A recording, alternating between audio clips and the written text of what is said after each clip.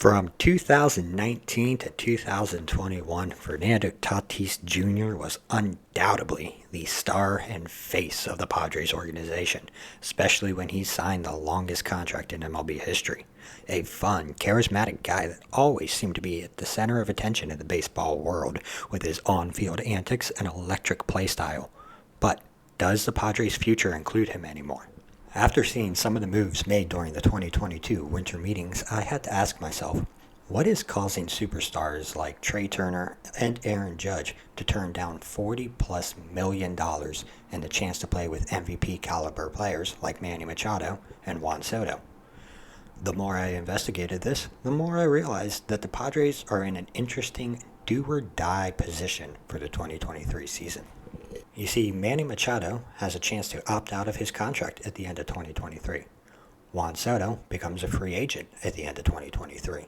And it's also worth noting that Yu Darvish, Blake Snell, and Josh Hader all have the opportunity to leave at the end of 2023. Then you have Fernando Tatis Jr., a drama queen that has shown he still has a lot of maturing to do before he can become a magnet for other big-name talent. When asked about the young superstar, General Manager A.J. Preller said that Tatis' maturity is questionable, referring to his behavior as more of a pattern. When Tatis was asked about his motorcycle accident that injured him and caused him to miss most of the 2022 season, this is what he had to say about it. When was the accident? Which one? The motorcycle accident? When the reporters were reporting. And this is before he got caught with PEDs. So that, paired with the PED usage and the suspension, the pattern that A.J. Preller is talking about becomes much more clear. Now make no mistake, I'm not saying Tatis is a bad player. He's electric, he sells tickets, he plays baseball like a child living his dream and is loving every minute of it. When Tatis is on the field, you always have a feeling something special could happen. He signed his massive contract back in 2021 when he was not only considered the face of the Padres, but also the face of baseball. And the argument could still be made that that is true. But Tatis, as it is right now, is not the kind of guy you want leading your team. Players are avoiding the Padres knowing that Soto and Machado could leave after next season and that they have to deal with Tatis in the coming years. Now, it's worth mentioning that during the recording of this video, there are rumors making their way around the baseball world that Tatis could be traded to the Yankees. These are just rumors at the moment, but this move kind of makes a lot of sense. Just listen to this. The Padres have their middle infield solidified with Ha-Seong Kim and Xander Bogaerts. Trading Tatis could refill a depleted Padres prospect list or bring in a much-needed pitcher for their roster. Plus, it could free up some much-needed capital to offer Juan Soto a massive contract. Plus, the Yankees are in the market for a guy like Tatis. They had their eye on Pirates slugger Brian Reynolds, but the cost was much too steep. So you see, the Padres have a decision to make. Do they try to retain superstars Manny Machado and Juan Soto? Or do they try to keep Tatis, who is proven to be more of a liability rather than an asset for the team? Let's take a look at what, if anything, is lost if Tatis is traded. Defensively, Ha-Seong Kim is a better defensive shortstop. According to Baseball Reference, he had a 10 defensive runs saved above average in 2022, compared to Tatis, who had a -6 defensive runs saved above average in 2021.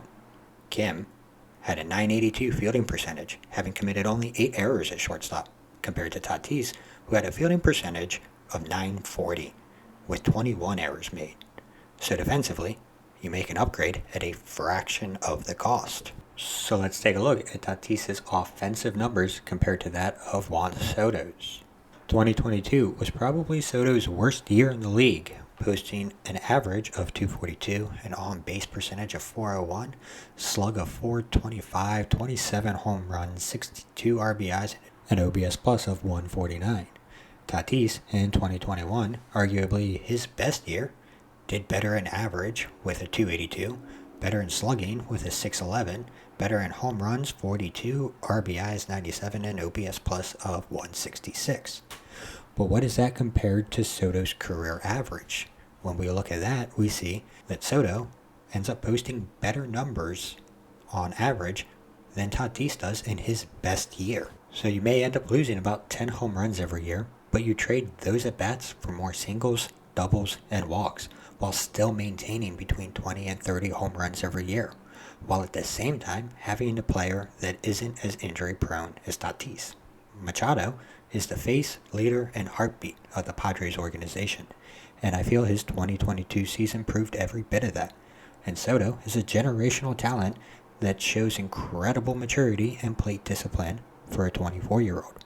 And if you have to choose between Juan Soto or Fernando Tatis Jr., who do you pick? You don't lose anything if you choose Soto over Tatis. Personally, I think the path forward is clear. I think the Padres need Machado and Soto to solidify their future and a chance to win the World Series. The Padres proved last season that they can not only play, but win without Tatis. And I'm sure if they can find a way to keep Tatis, Machado, and Soto, the Padres will jump on that opportunity.